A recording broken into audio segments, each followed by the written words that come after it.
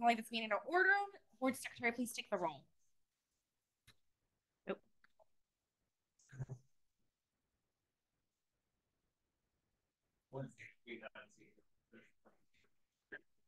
The roll. Trustee Reader. Present. Gilbert. Present. Agnes. Here. Baines. Here. Miranda. Brains here. Perez. Present. Smith. Here. Thank you. Okay, on to the approval of the agenda. Any changes? Just one, is we can get to it, but on consent calendar, the board minutes reflect Elena not being here last meeting and then opening the meeting. So we will make that change in the minutes to reflect that Tom Gilbert opened the meeting from the last board meeting.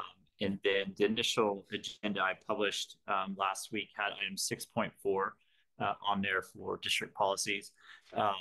We will ran out of time for this month, and we need to meet with the finance committee to review a couple things depending on the results of other items on the agenda. So item 6.4 will not be discussed and removed from the agenda today. We'll return in April. Okay, so I have a motion. Can I get a second? Second. Okay. All those in favor say aye. Aye. All those opposed? Agenda is approved. Okay, Trustee Gilbert, please lead us to the pledge. Please join me in the pledge. I pledge allegiance to the flag of the United States of America and to the republic for which it stands, one nation under God, indivisible, with liberty and justice for all. Okay, does anybody have any conflict of interest on today's items? Hearing none, moving on to presentations. There are scheduled presentations today. Okay. Any public comment on non-agenda items? Nope. Okay, hearing none, moving on. On to informational items. I'll turn 4.1 and 4.3 over to General. Okay. Thank you. Good morning, board. A couple items of note. We've had a pretty busy month with the storms. So we've been on 24/7 patrol for a couple of weeks. I've been sending out the updates as things progress to the board. So I hope that's helpful. We did suspend 24/7 patrolling yesterday. And so we're returning back to normal shifts as the river levels have dropped back down below the threshold. So the Sierra's got a significant amount of snowpack over the weekend. I'm sure you've seen in the media coverage. Palisades at Tahoe had over 10 feet reported reduced snow in a couple days. So pretty significant snowpack this year. Again, to round out the flood season, our biggest concern would be an early warm spring rain that brought down some of that snowpack a little quicker than a normal runoff year. So we're still monitoring reservoir operations in the Sierra and keeping an eye on their scheduled releases and hopefully no unscheduled releases, but we're prepared. The exterior levee system performed well in our patrolling. We did notice, and this has been a 4-year kind of incident. We do have two, but it's on the water side, and it has to do with some leach fields in a project that was done years ago. Kleinfelder has been looking at it, and it's not coming from the exterior levee. It's all interior, and it's just in some monitoring wells where we get some boiling up. There's no soil movement. It's not dirty. It's clean, and it happens when we have a higher river elevation, and so this adjacent field doesn't drain off as well. And so no real issue or cause for alarm. It is something the district would want to address, in a few years, but at this point it's very stable and not causing any real threat to the interior exterior levee system, but it is something we've been noting and monitoring for a couple of years now. So that did occur in our monitoring. We just take note of it. We're prepared to deal with it if it escalates to any point, but we don't feel, and neither does our geotechnical engineer, that it's any immediate threat. Moving on to some of the admin services, what we've been doing. We did conclude our advertising period for our request for qualifications for investment services. Staff's doing their internal review. We had 5 interested banking institutions submit their qualifications. So Jolene and I are reviewing those for to ensure they met the minimum qualifications as stated in the RFQ. We'll probably narrow that list down to 3 if there's a good separation, at which time we'll schedule. I think in the RFQ, we said our interviews for that with the finance committee would begin between March 18 and April 1.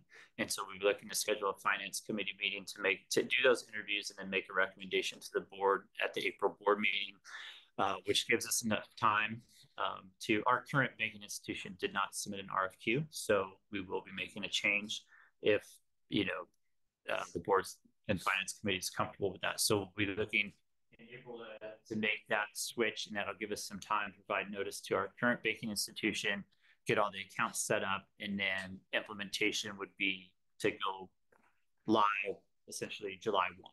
So to make sure that all the deposits are transferred over, we have checks that we can make payroll, all those nuanced things and switching banks. And along with that, some investment advisory services as well as what we included. So look forward to that. It's been a long time, but that we've banked with Bank of the West, but their transition to BMO hasn't been very, very favorable for the district. So anyway, moving on, reminder that Form 700s are due. If you do need assistance on filling out your Form 700, let us know. We'll be happy to help. We can print out your form from last year if you don't have it, and then help you, fill that out to make sure that we have it on file by April 1st. And then 2 other RFQs were issued out on March 1st. It's for the annual administration of the stormwater fee and our assessment fee, or our assessment. So it's been a long time since we've compared rates or shopped around for our investment annual administration, and we committed to the competitive process for the stormwater fee after last year. And so those will be due. Those are due April 15th, and then we'll do the review. So it's in time for the administration. We will be releasing the total comp survey RFQ on March 15th, and that'll have a circulation time of 30 days. And so we'll return back to the board with a recommendation there as well. And lastly, on RFQs, moving into operations side of things, our security services RFQ was circulated January 1, closed on March 1st. We received 8 respondents. Our current provider did not respond to the RFQ, so likely making a change there as well. We are involving Potomac Mutual and TMPC to participate in those interviews to make sure that the selected or recommended contractor provides the needs for both of those agencies as well and continue that partnership. So we'll be returning to the board. So we'll conduct those interviews and make a recommendation to the board after we negotiate a contract with that contractor. And I think that's it for the general manager's report. Well, one last item I have highlighted here. We did have a kickoff meeting with the Corps and their contractor on Monday this week for the Reach A improvements and levee work. Again, this is probably one of the most critical levee improvement reaches that will be conducted to date, in that plant 1A, 1B will be taken offline for a period of time in certain phases. We've done what we could as a board and as staff to put as many protections in place to protect the district against poor performance, either, I wouldn't say poor performance, but schedule lag or material delays or equipment delays. Some of those items, apparent from the meeting, didn't necessarily get communicated with the construction side of the Corps and the contractor. So I were in attendance at the meeting and very stern about our concerns, and that the contractor needed to work very closely with the district before things are taken offline, especially the pumps across the street. And it's very apparent. The contractor approached Gabe and said, yeah, we're ready to pull all the pumps, starting May 1st. And through the whole design, 4 years of design, through our assurances and our temporary use agreement with safety, we communicated that just can't happen. We have to be able to pump. It's our last line of defense. We have, summertime drainage flows that need to be pumped out. It just won't work. And so we're going to monitor that very closely and do the best we can. And I reiterated to the Corps and the contractor, we cannot repeat the mistakes from Plant 3. Plant 4 still offline, and finally have a design change that's acceptable to PG&E, which requires the purchase of a new transformer. The trouble with that is that it's 2 years out on that transformer. Come to find out, 75% of the transformers provided, manufactured in the world come from Ukraine. That's a bit of a problem, right? So, 3 years ago, no problem. Probably could have got a transformer in 6 to 8 months. Now it's 2 years. And so we just absolutely cannot have that happen for any piece of equipment on Plant 1A or 1B.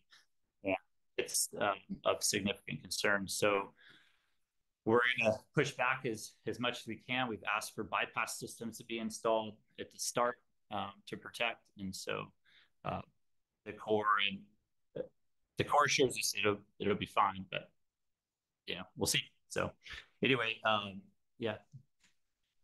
Major items of work, slurring wall. Correct. Okay. Any raising of the levee in Breach A? Breach A, just there's widening of the levee and slurring wall. Here at Plant B and 1A, we're doing pump and motor replacements. At 1B, along with valve vault work here, and then valve vault work in 1A as well. Okay. Yeah, Reach A has a mix of all the tools available for levee improvement. I mean, I don't think they're missing a thing. It's just a patchwork. Sandco has levee widening because the extent of the sand layer goes beyond the slurry wall, capability for the equipment, and so is the highway going to be shut down? Lane closures. Okay, and one more question: who's the contractor if they have one already? Forging, it's a mix between forging and admiral graders. Okay, thank you. Any questions for me on the general manager's report? All right, thank you. On to the operations manager's report, item 4.2. I do want to note in the attachment for the homeless encampment removal, which is down here. It does show February on the chart there. Essentially, there's been no progress made for March. And so just for illustrative purposes, this is what we had for February. There's no update for March, and Gabe can go into more details. Yeah, so as far as that goes, I did finally update it yesterday. I did set it up to Ed. But yeah, we do have a schedule just developed yesterday. So we're hoping that we don't get any heavy rainfall this next storm that's supposed to be coming. And if we don't, then we'll attack the encampments in the beginning of March, which will be San Juan Airport. It's a big encampment there, then behind Home Depot. And then there's one here next to Brandis Park and in between Del Paso and Terracina. So there's a few that are out there. It's just a matter of getting to the location. A lot of the equipment essentially will sink right now if we try to access those encampments. I did reach out to Telemontes and requested some assistance from her or her group regarding forensically to utilize their services. They can go out and hand pick and block everything back. They didn't seem too receptive with that, so just kind of at this point we're waiting until we can access the encampments. Yeah, to kind of touch on the 24-hour patrol. We've been doing that for the last 2 weeks, so that's been going well. The big item I've been working on is the electric vehicle procurement and infrastructure. It's essentially charging infrastructure. So I did attend a couple of seminars for charging infrastructure and the availability of chargers, installation of chargers, costs. So hopefully I'll have a package for Kevin to review by the end of next week. So we'll get going on that. We've touched on this in the past about procuring electric vehicles by 2035. The whole fleet has to be electric, so it'll be in phases, but we'll get to that point. And information's kind of new right now, so we're trying to pick and choose what best suits the district as far as chargers go. But we're definitely working on that. It's a big deal right now. Spent a lot of time on that. We did receive an award for FSRP funding in the amount of about $480,000. It is a 75-25 cost share, so it's a big benefit to the district for Lower Patrol Road AV placement. So we're going to get going on an RFP here in the next probably month or so to get out to the public. Yeah, other than that, I think that's about it for the highlights. Any questions? Yeah, a couple, Gabe, thanks for that. Relative to the homeless encampment activity, I mean, anecdotally, what you're feeling, do more or less, what are there any trends? It's about the same. It hasn't changed as far as volume goes. I think we're moving around a lot more than we were before the big storms came. So now they're kind of split up into more locations with the same amount of homes. Is it just the same people? Thank you. They literally we'll move it from San Juan Airport, and what they'll do, they'll go over the walking bridge, right, and they'll go into the Cove area and Bannon Canal somewhere. And then when we move from Bannon, they'll go back to San Juan Airport. Some will go back over to Home Depot. So essentially, we have 2 weeks. After we remove them, 2 weeks from that removal date, they can go back to the same exact location, and we have to start the same exact process again. Now, are they taking any services that are being offered? Do you notice? 95% of the homeless folks within the basin do not accept services. 95% of the homeless within Natomas do not accept services. Because it's part of the cleanup in advance. The DCR does go out there. We work with DCR to approach these homeless folks to offer them services. Services, shelter, you name it, we offered to them, and they just don't want to accept it. Yeah, DCR is the city's Department of Community Response, and so they're the ones that are charged with going out in advance, offering services and trying to get folks the help they need. Correct. That's part of their process through the city ordinance and their directive, and so we allow them that opportunity, and then if they always don't accept, and then we go in and do the cleanup. The good news in all of this, I know that area is drawing a lot of attention because it's highly visible.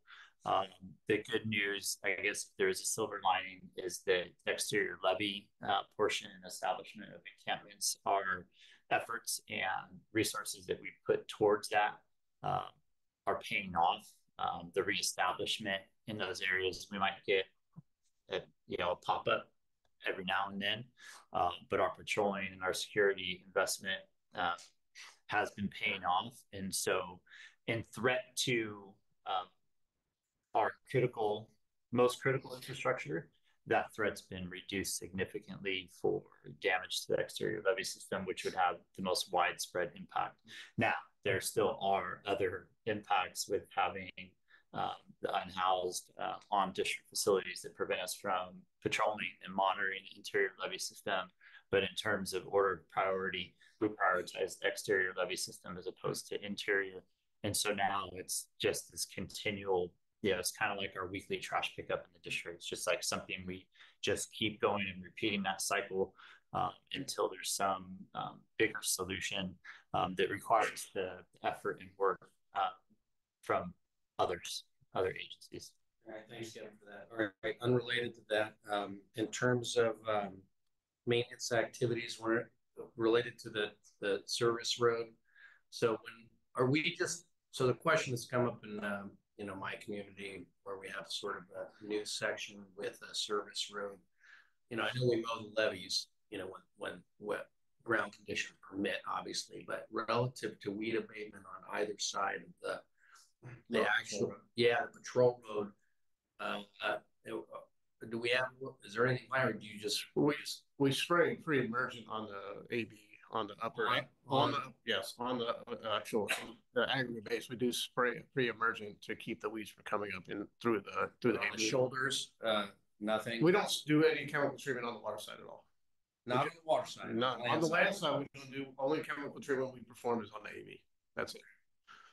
And obviously the interior drainage canals we do treat within the water, but no spraying on the grass at all. And some of that has to do with bank stability and the operating agreement with safe and establishment of the grass, and they wanted a certain height, especially on some of the upper reaches previous that there's specifications on how we're to maintain the vegetation to reestablish. Yeah, I think it was more of a question of aesthetics. Basically wild weed growth, not on the levee itself in the prism. It's on the shoulder. Yeah, the shoulder that's bordering, people's backyards. So anyway, just a question. Thank you. Kind of no man. It's like it's on his land. If it's public right away, I mean, Yeah. So it's like everything on the water side, we expect the residents to maintain that when that's their house. On the water side, on the land side, yeah, we'll take care of that, but we do levy prism, right? When essentially the patrol road is the very limit of what we're gonna do. Right, and I'm talking about that From point, that to the yeah, Yeah. that edge of the patrol road to the property line. Interior. Anyway, we don't have to dwell on it, that's fine. We're good. Any other questions for Gabe on Is 4.2? there any alternative, like safe route as we try to move these encampments? Are they finding that, or is there nothing available? Well, they're declining. There is, they found safe places. It really depends on the size of the encampment. Is there a family there? Do they have pets? There's an abundance of different type of camps, right? So the majority of these homeless folks have pets, right? A lot of these shelters, you can't take pets to the shelters, right? And they're really trying to concentrate on the families. So they're offering more services to the families because they do have trailers and they do have shelters that are set up more for families, right? But a majority is just the pets. They don't want to leave their pets.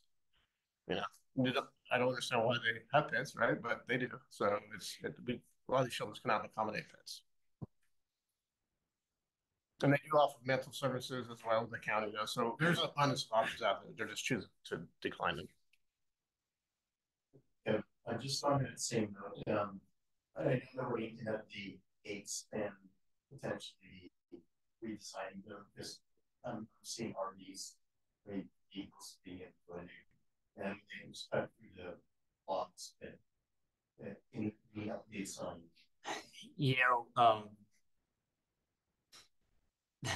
We've tried a bunch of different physical barrier elements in regard to gate, putting in very heavy duty locks, shroud locks on various locations, and they just get destroyed every time. I mean, they're either torched off or cut off or run through or around, the fencing's taken down. So we keep thinking about different ways and trying different ways.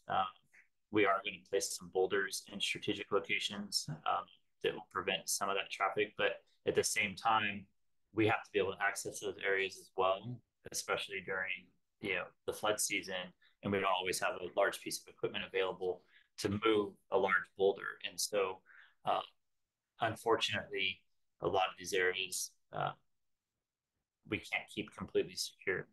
And so part of the security patrol services and when we meet with our new contractor is to talk about some methods, and some of that security protocol will not be discussed in public, obviously, because we want to keep that as tight as possible. You don't want your security out there, but it is an item that we're going to talk to them about and see if there are any suggestions.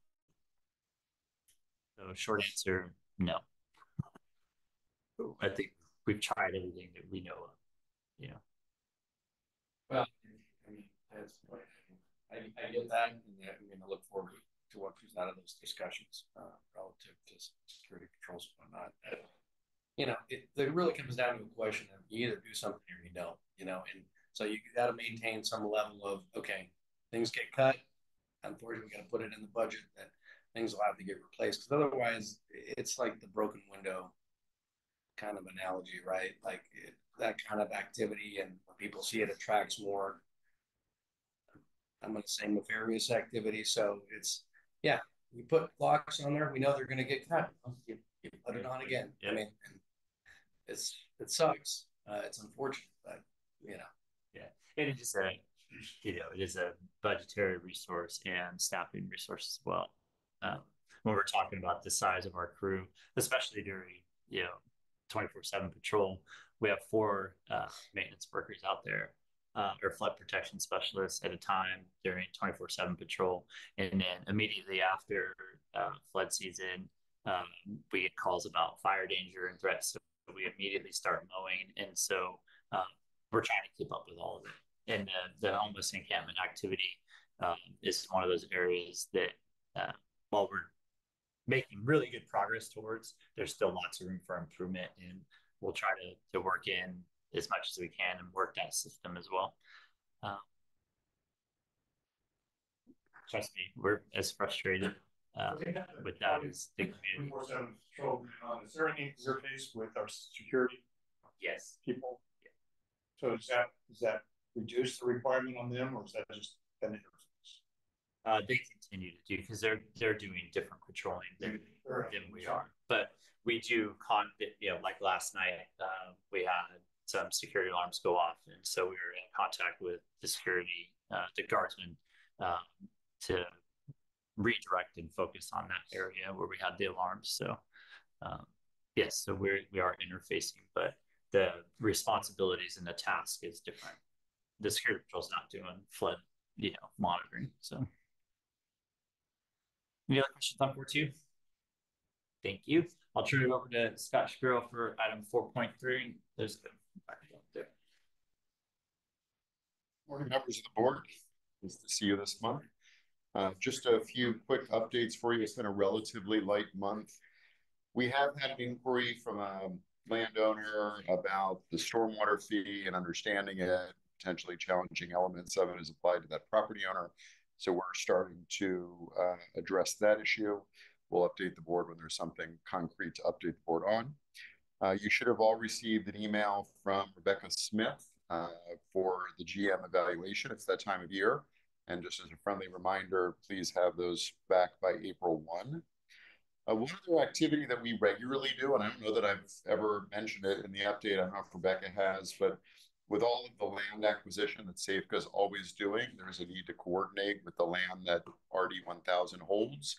So for example, if there is land that RD 1000 has an easement over and SAFCA is condemning that land through eminent domain to acquire it for its project, we have to deal with the conflict between SAFCA's ownership and RD 1000 easement. It's not an adversity as a practical matter, but it's a legal adversity. And so we need to make sure that we preserve those easements. And so every month there's one or two of those that we're processing as well. Looking forward, we'll be here to support the district in the assessment election, the call for election that's later in the agenda.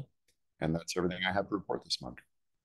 Can I ask you something, Scott, relative to the question of conflicting kind of property rights between government agencies? So I had a conversation with SAFCA not too long ago, particularly about East Levy Road and the NEMDEC West Levy, right? That's owned by RD 1000, right? The question was about the roadway on the crown of the levee.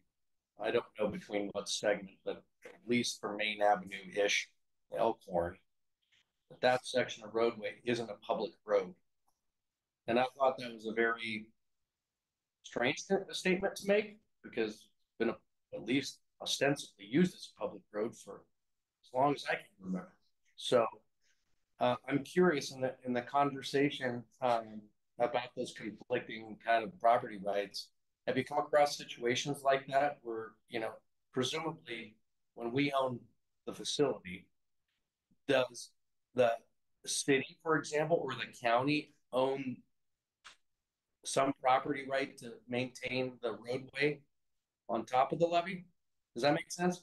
Yeah, I understand your question, and I don't know that I'm going to be able to completely answer it today.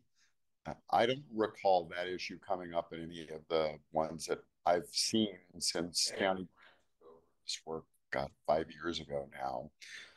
It's typically more like we have an easement that sticks 10 feet into the area where SAFCA is going to be condemning for the adjacent levee. And so when they condemn, they're required by the courts to list every single property owner, and we are a property owner. So we get listed as a defendant in the lawsuit. All right. And then as a result of that, we have a choice. We can spend a lot of money litigating it, which doesn't make any sense. We're friends with SAFCA, or we can find the administrative way out. And that administrative way out is typically something where SAFCA will say, okay, if you're okay with us doing everything around your easement, we're okay with you keeping it. And we say, yeah, we're okay with keeping it. And then we get out of the lawsuit, so we don't have any costs associated with it. If you're interested in better understanding the issue of how it is that the city or the county maintains a public road on land that we own in fee, we can take a look at that, but that's not something that I've ever pulled information on. Okay, my sense was, there's an opportunity to clean up some of these inconsistencies, during the course of, this title work that's happening with all this right-of-way acquisition. It seems to make sense for the future to just clean this stuff up. So I guess with that said, I'll talk to Kevin about whether we want you to dive into something like that. I don't want to just task that, obviously, I don't know, on the spectrum of issues that we want to deal with. It's a pretty minor one. Anyway, thank you. Yeah, you're welcome. Any other questions? Okay, thank you. Good morning. Thanks. Okay, on to the consent calendar. I will entertain a motion. So moved.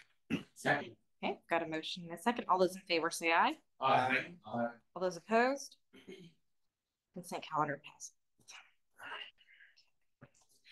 On to scheduled items, the California Cooperative Liquid Asset Security System, review and consider adoption of RESO, authorizing RD1000 to be a participant in purchase shares of beneficial interest issued by California 5. I will go ahead and open this up for a staff presentation. Yes, thank you. Item 6.1 is before you today as a result of becoming aware of the CSDA conference in Monterey, and then also, our monthly or weekly updates from CSDA.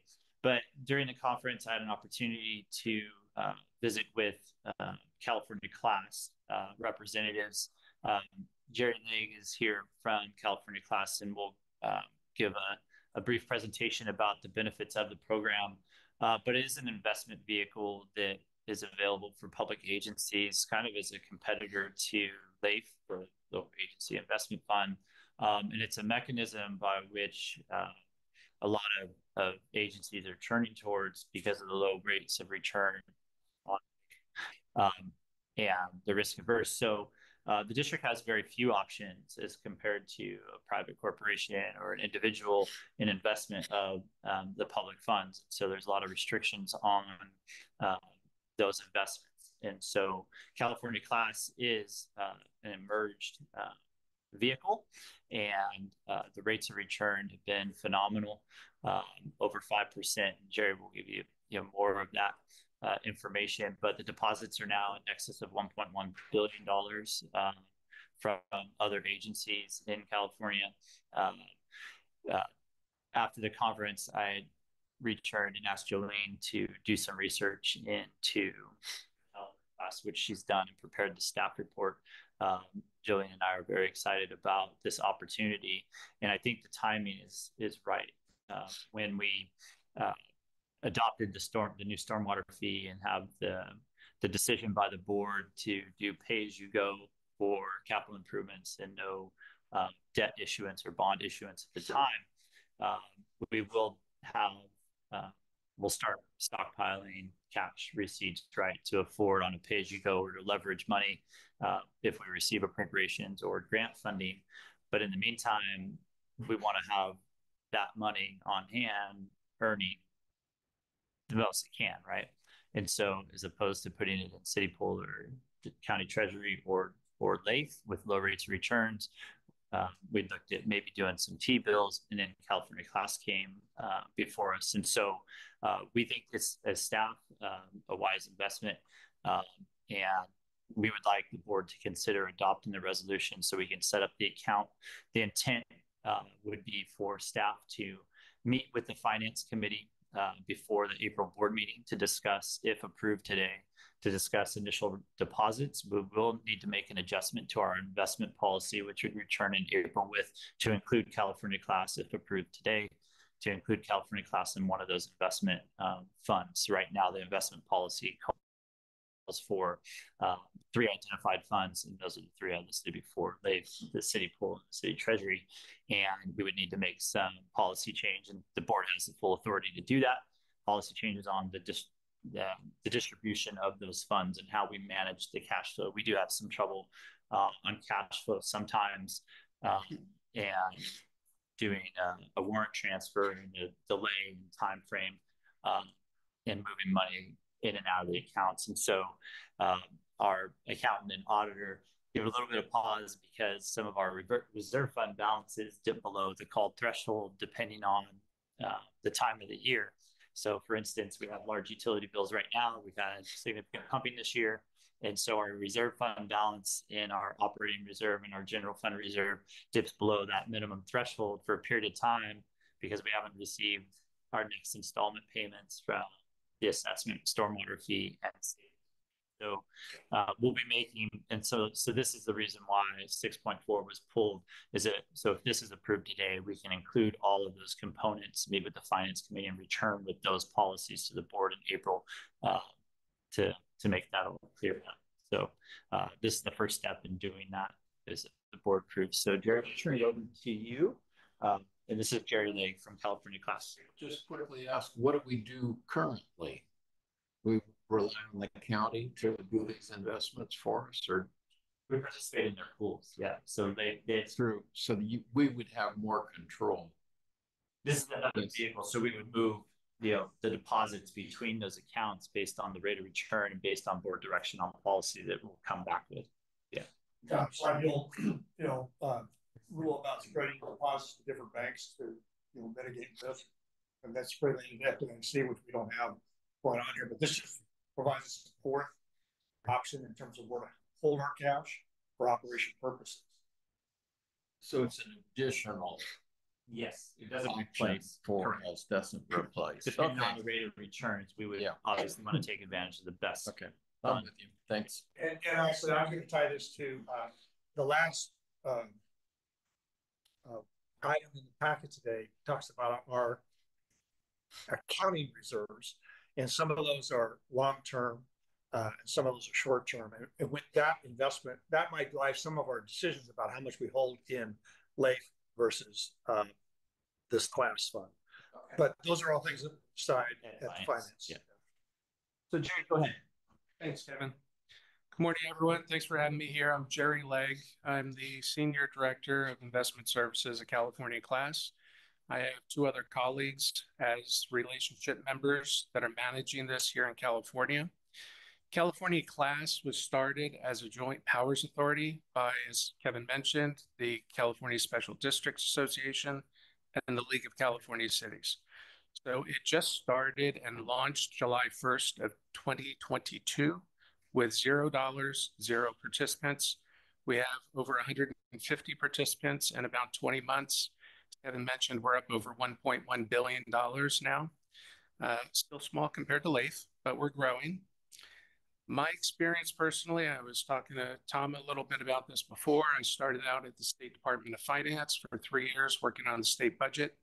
I've worked at the State Treasurer's Office for over 8 years, managing conduit bonds, the commercial paper program for the state of California, as well as the daily cash desk, where I actually worked with LAIF every single day. I gave them the money to invest. I would figure out based on my cash flows. Been with Class about 4 months. Before coming here, I was the government banking manager at Five Star Bank. That's where I met Scott at Cap to Cap. I was also the government banking manager at River City Bank and Rabobank. So I've been around the block. I understand what it's like to manage a lot of money. And Tom took my joke this morning, just a couple more zeros behind it. My goal in helping entities is to, 1, cut your costs, 2, increase your interest rates, 3, make it more efficient. Class can do that for RD 1000. It follows, as a public entity, it follows the 3 tenets of public funds, which is safety, liquidity, and yield. So in terms of safety, it's AAA rated by Standard & Poor's, highest you can get. LAIF is not rated. It's backed by the full faith of the state. City of Sacramento's pool, to my knowledge, is not rated. It's backed by the city of Sacramento. Keep in mind, a couple years ago, back when I was at the state treasurer's office, a lot of water districts were worried about late budget scenarios. There used to be, before they passed the law to fix it, a concern late budget would go till August, and the water districts didn't think they'd be able to get their money out. So they pulled their money out of LAIF because they thought they're going to hold it. That was challenged in court and found to be not true. So your money in LAIF is safe. That's good. But you have more liquidity with California Class. The yield Kevin was alluding to has been really good. As of this morning, it was 5.42%. Now, we pay interest on a monthly basis. It's an investment pool. So each day, as people are putting money in, taking it out, at the end of the day, there's going to be a yield for that particular day. That interest is accumulated and added to your portfolio. It's paid on the last business day. LACE pays you on a quarterly basis. So you're earning interest to California class 3 times before LACE pays you once. In terms of fees, we have no transaction fees. There's no minimum balances, no maximum balances. You can have a zero balance for as long as you want. We don't charge any other kind of maintenance fees, account fees that you'd find at banks. The way how we make our money is the same way that LAIF does it. There's an administrative fee that is taken off the top. So the fee that is taken right now is 10 basis points off the entire pool, not just off RD 1000, all the funds, 10 basis points. The 5.42% yield, that's the net. That's truly what you're getting. When we started, as I said, back July of 2022, it was at 0%. We got very lucky in the sense that when the Federal Reserve was raising rates, that's when we started. So our yield took off. LAIF is not structured to be an investment vehicle to maximize yield. It's put together, commingled with the pooled money investment account, which is all the state departments and agencies. And that was created, LAIF was created in 77. The PMIA was created in 1955 to try to create a centralized treasury so that the money wasn't sitting idle in banks. It was earning some kind of rate of return. But when I was at the state treasurer's office and I gave them the amount to invest, I would tell them, here's $1 billion. I need 200 million to April 3rd. I need 300 million to May 5th. You can take the other 500 and fill whatever gap you see. There's certain days in the state cash flow cycle that they know are going to be outflows. The first of the month is payroll, debt service dates. The third to last business day of the month is school apportionment. So they always try to invest the money to those dates. They're not looking for the highest yield. It's to pay the bills. So for California class, this is an investment. It's governed by Government Code 53601. As a public entity, just like the district, we are limited to what we can invest in, and we stay within those parameters. Another big difference between class and LAIF, everybody at LAIF has a daytime job. When they're investing that money, they're doing it first thing in the morning from 7 to 7:30, and then they go and they do their normal job. It's a side job for them to manage $21 billion. For class, we have 8 portfolio managers. That's all they do is they're trading and managing this money. They're certified. We have CFAs on staff. We have investment advisors on staff. There's people like me that manage accounts in 12 different states. Public Trust Advisors is the largest provider of local government investment pools in the nation. We have over $81 billion under management. We may not be the largest in each state, but across all the states that we're in, we're the largest provider. One of the big benefits that would help the district, and I saw, pump station 1A, 1B, pump station 2, operating reserves, you can have as many sub-accounts as you want. So you can lay out operating reserves, maintenance, truck replacement, boat replacement. Each separate account can have its own balance. When we pay interest, it goes directly to each of those sub-accounts. So it makes it a lot easier for Jolene, rather than trying to calculate, okay, we earned, $25,000 interest. How do I split this among the funds? We do that for you. You can open up new accounts at any time. When we launched, we invested $2 million to create a user portal where you can go online. You can change your bank if you need to, and you've got an RFP going on. So if you change banks, you can do that online and submit the form. We don't need wet signatures. We don't need original copies. Everything is electronic. If you change signers, you can do that online. Coming from a banking background, and I know like some of the banks that you've been dealing with, When I was at Five Star Bank, it used to kill me because we made it simple. We would send the signature letter that you needed to you, and then you just send it back rather than requiring people to go into the branch or to give wet signatures or the firstborn or eye scan or whatever it is. It makes it easy. So with our user portal, you've got the ability to open and close accounts, transfer money between accounts, the contributions, same day. And before 11 o'clock, it's a same day transaction. Late, it's 10 a.m. You have to let them know of a contribution or a withdrawal. We allow both wire transfers as well as ACH contributions. So we can do a pull out of your account from class to go into the bank. Of course, you initiate that. You pull the money out as opposed to you can push it from your bank into class. Now, the reason why that's helpful is that banks will put limits on daily wire activity or daily ACH activity. If you're trying to move more money than what you're authorized for, they're going to have to get an exception. And it could have to go up several layers of management. That could delay your transaction to the next day. And it could be something where you're trying to make a debt service payment. You can't take that chance. You can schedule transactions up to a year in advance. So if you do know you've got a bond payment coming up in June, you can schedule that now to have the money automatically pulled out, put into your checking account so you can make that bond payment. This is really here for you as a tool. This isn't the answer to all your problems. Interest rates fluctuate. Right now, the rates have been steady. The Federal Reserve is talking about cutting anywhere from 3 to 5 times this year. They've already missed a couple meetings. They decided to hold steady. I've had other boards say, well, your rates are going to go down. Yeah, you're right. It's not going to be 5.42 forever.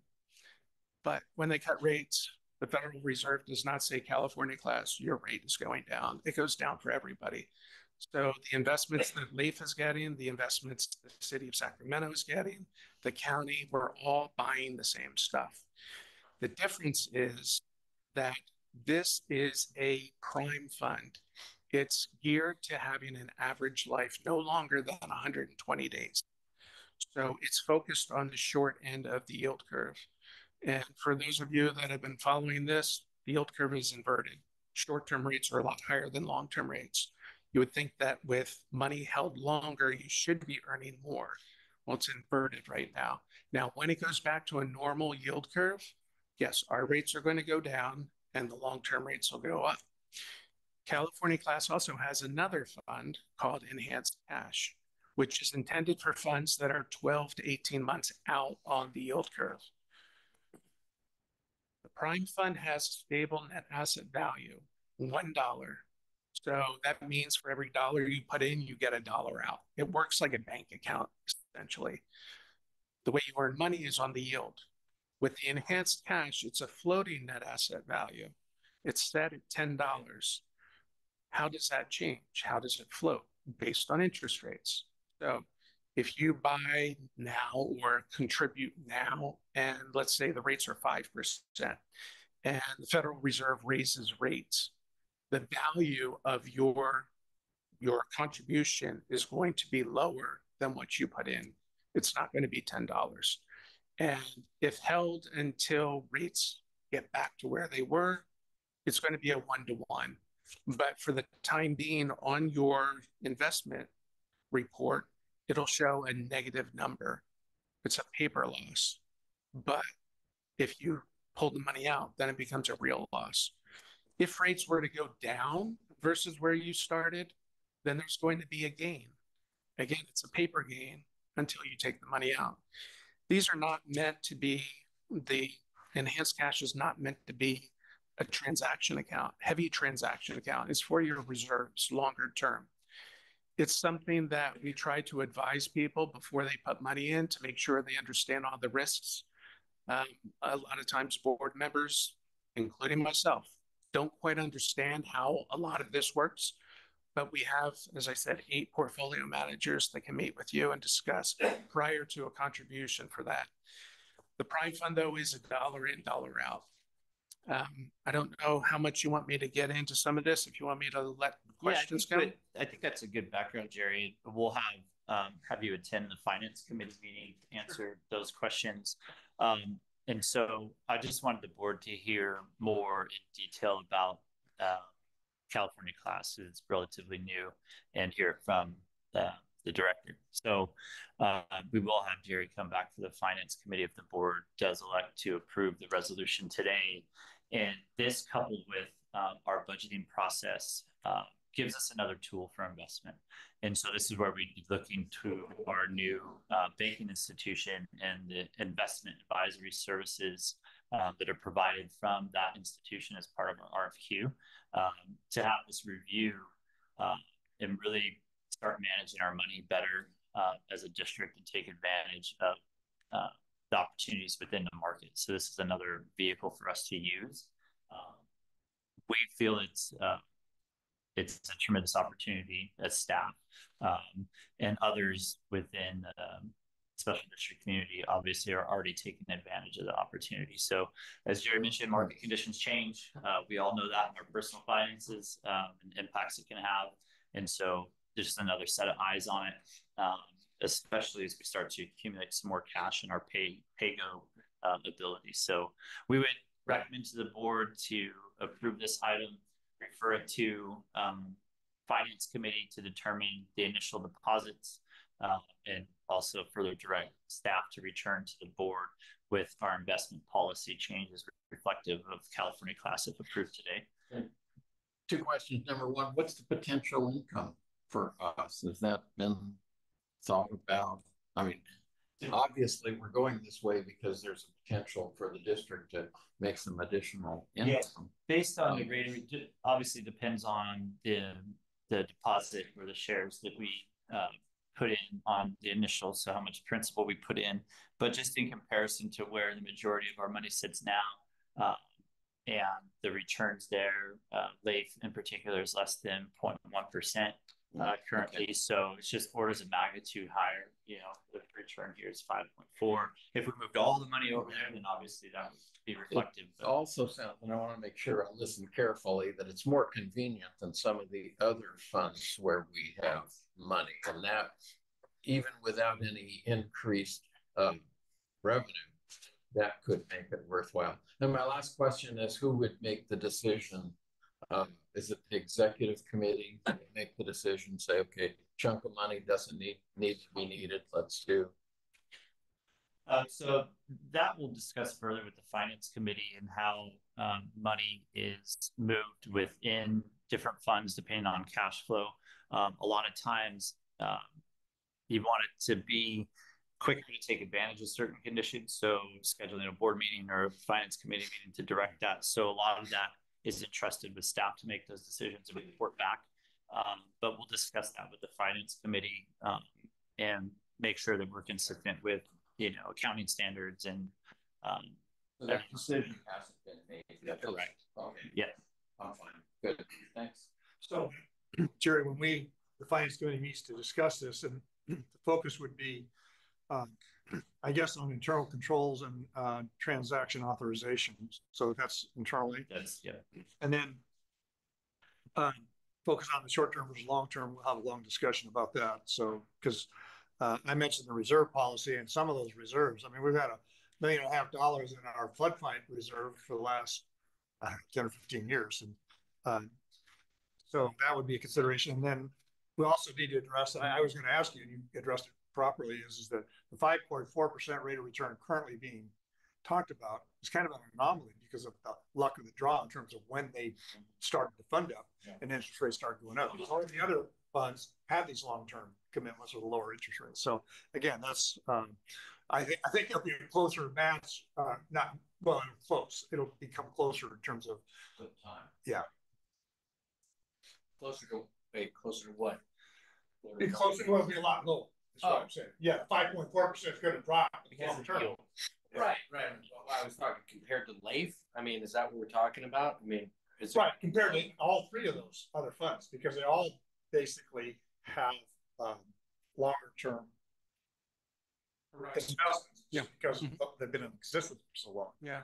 I mean, that's the structure of finance. So I mentioned LAIF. LAIF's last quarterly apportionment was 4%, and that was paid January 15th. So our rate now is 30% higher than where LAIF is. I think the city pool is somewhere around 2.6%. And I don't know, do they pay you monthly or quarterly? Do you know, Kevin? Quarterly. Quarterly. So again, our yield is going to be paying interest on a monthly basis. So it compounds 3 times before you get paid once from the others.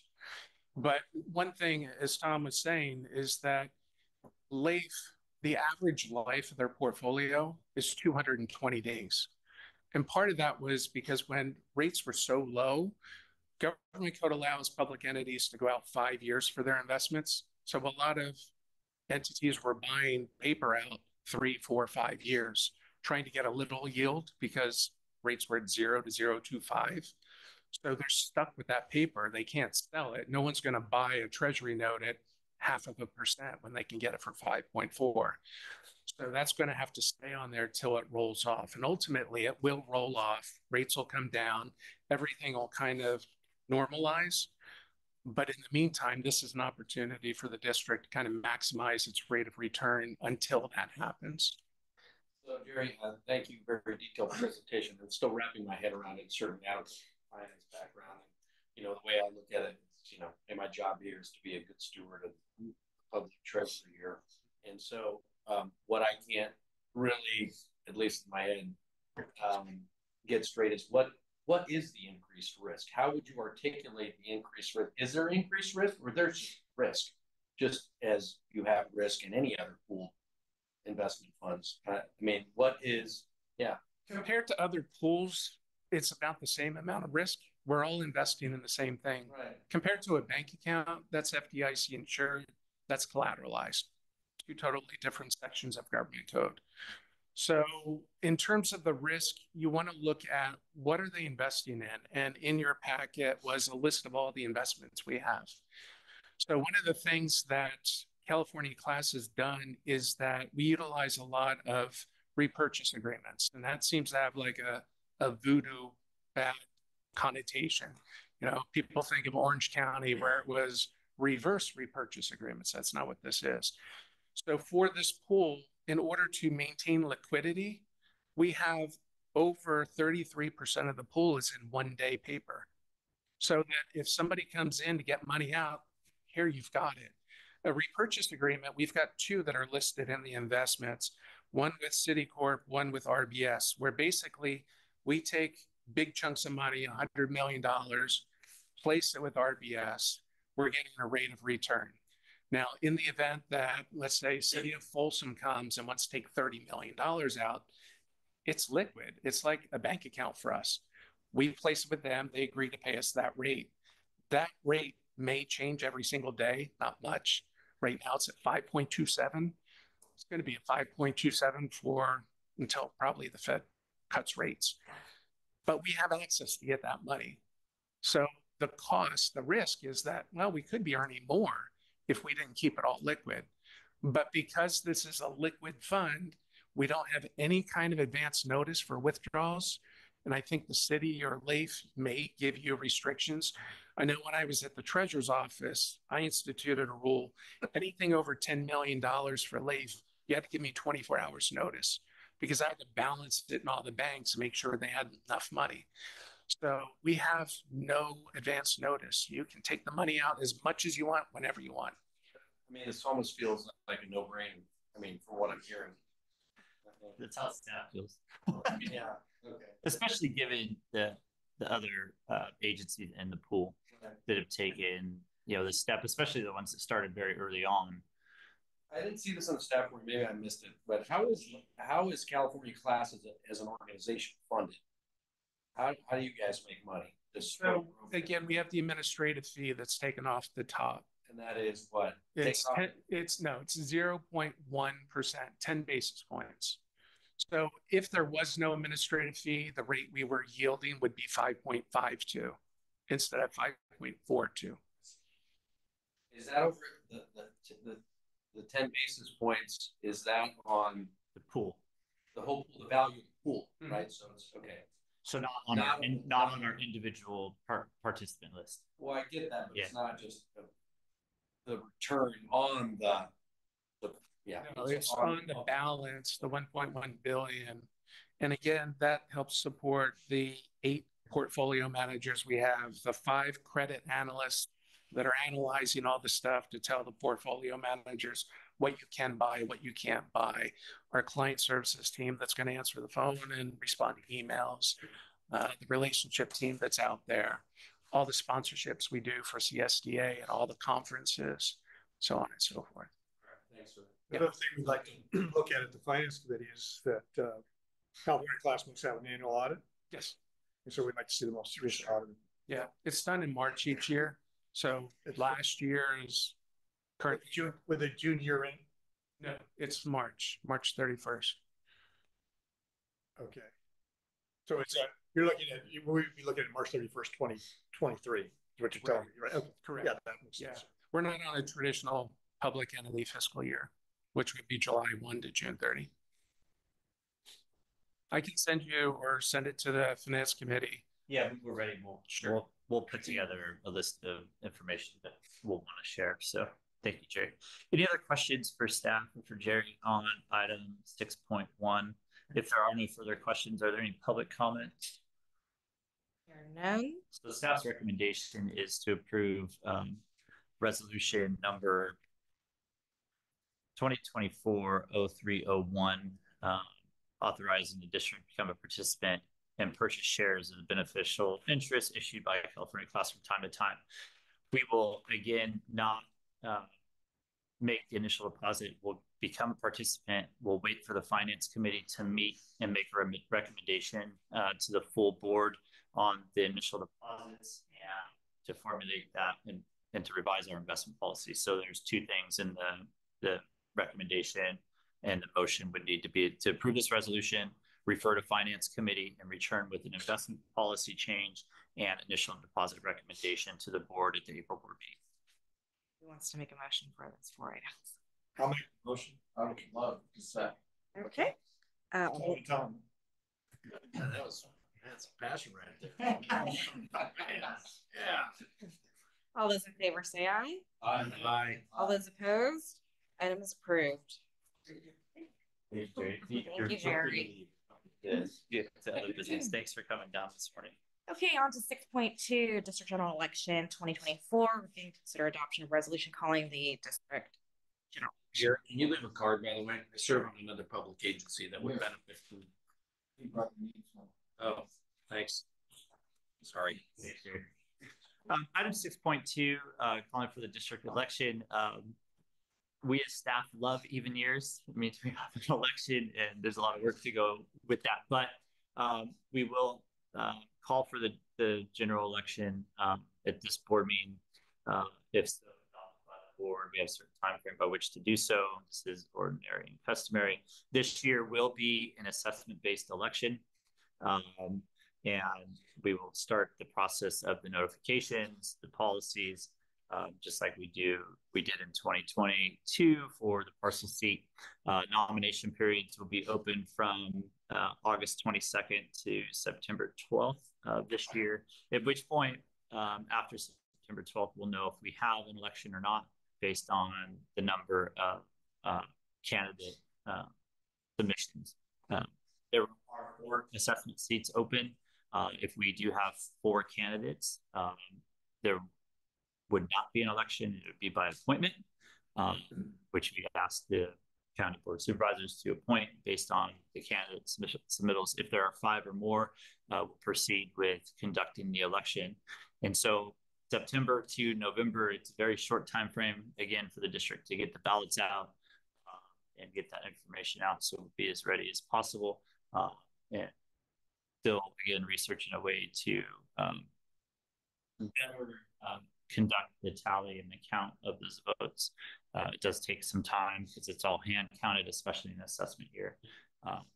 And so with our return and our voter participation in the past election and then our 218, we had 26% participation, which is great for voter participation when I started the district, we were less than 4% voter participation. So we've changed even year. We're doing our mailings, mailing ballots and notifications. So we're increasing the awareness through outreach and through our mailing and through voter participation. So we're now compliant with the California Voter Participation Act from 2014.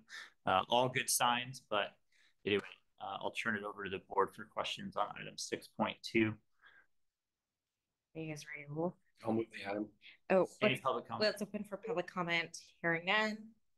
I'll entertain a motion. I have a motion from Amjad. Okay, all those in favor say aye. Aye. All those opposed? Item is approved. Motion by Adam, second by. Okay, on to item 6.3, call for nominations for board member position for CSDA. Thank you. So item 6.3 is call for nominations to serve on the board of the California Special Districts Association. Last year, the board nominated me to run for the board of directors, and I was unsuccessful in my campaign, although I didn't run much of a campaign because we were so busy with our 218 election and everything else we had going on. And I ran against the CSDA vice president who'd been in office for, I think he served in CSDA over 25 years. So really tough to go against a titan in the district. But I am interested if the board so chooses to run again. But I would defer if there's an entity that would like to run for the CSDA board. I think it's beneficial to the district to have a representative on the board from the Sierra Network. So I'll open it up to the board for comments or questions. Anyone interested? Yes. I think the question I asked last year is how much of your time. I'm in favor, and I know you have a pretty busy schedule, so. Yes, so what time-wise, of... yeah, it requires participation at the 4 meetings, and then there's other board meetings that are remotely. So it's the conferences we already attend, and the other ones, like one of them is Legislative Days, which is right here in Sacramento, which I go to anyway. And then attendance at the annual conference and 2 other meetings. I think they rotate between Southern California and Northern California. So, yeah. Yeah. So, not a huge time commitment. I am on CSDA's fiscal committee for this year. In fact, Jerry and I are co-committee members. And so there's participation there, but it wouldn't start until the term, the nomination, and then into next year. So That's all good. Okay, I'll open for public comment. Hearing none, I'll entertain a motion. So to nominate Kevin King. Okay. Second. Okay. All those in favor say aye. Aye. All those opposed? Items approved. Any closed session items? no closed session items. Okay. Okay, I'll entertain a motion to adjourn. All those in favor say aye. All those opposed? See you guys next month.